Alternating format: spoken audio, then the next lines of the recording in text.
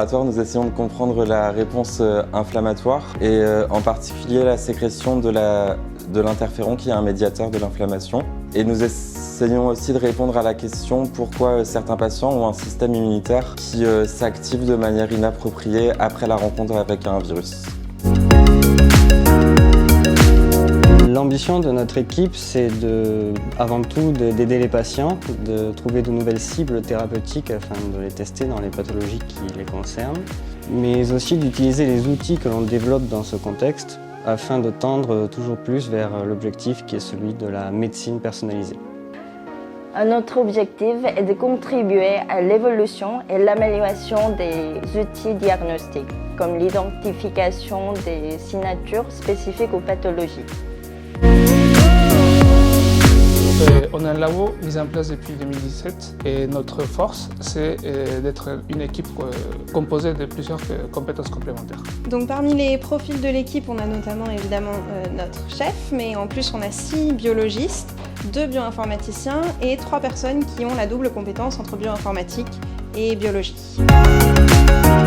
Alors dans l'équipe, on travaille chacun sur un gène particulier, mais ils ont tous en commun d'être impliqués dans la voie de détection au virus. Et moi, par exemple, je travaille sur le gène SAMHD1 qui, lorsqu'il a un défaut, induit la pathologie qui s'appelle Aicardi-Gouttière syndrome. Et chez ces patients, il y a une activation perpétuelle de la voie des réponses au virus, ce qui induit un stress cellulaire permanent et qui induit les phénotypes et les conséquences graves chez ces patients.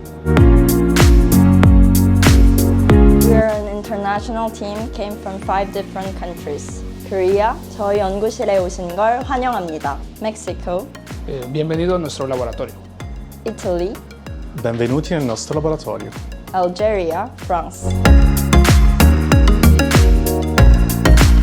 The access of a huge library of data gives us the possibility of pushing the boundaries of computational analysis by leveraging technologies like machine learning and network inference. Et donc ces technologies de single cell RNA-seq génèrent beaucoup de données d'expression de gènes qu'on analyse par des méthodes de bioinformatique, de biostatistiques, ainsi que par des algorithmes qui modélisent la régulation de ces gènes. Nous utilisons aussi les approches de single cell pour mieux caractériser les maladies auto-inflammatoires et auto-immunes qui sont dues à une production excessive d'interférons. Et cette technologie nous permet en fait de mieux comprendre la complexité de la réponse immune, mais aussi d'étudier les mécanismes qui sont à l'origine de ces maladies. Le rêve que nous essayons d'atteindre avec les travaux réalisés au sein de l'équipe de recherche serait de réinventer la façon de diagnostiquer les patients qui ne serait non plus basée sur les signes cliniques et l'identification de défauts génétiques, mais qui reposerait sur la caractérisation au niveau moléculaire des défauts profonds de chacun de ces patients.